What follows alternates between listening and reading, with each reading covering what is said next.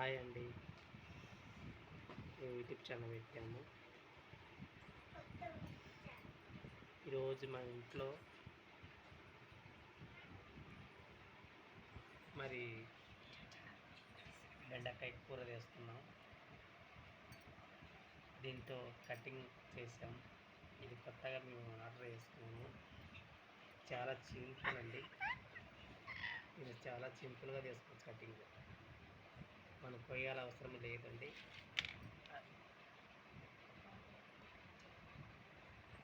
చూడండి ఎంతగా సింపుల్గా కటింగ్ చేసుకున్నాము. 5 నిమిషాలకి కటింగ్ చేసుకున్నాం.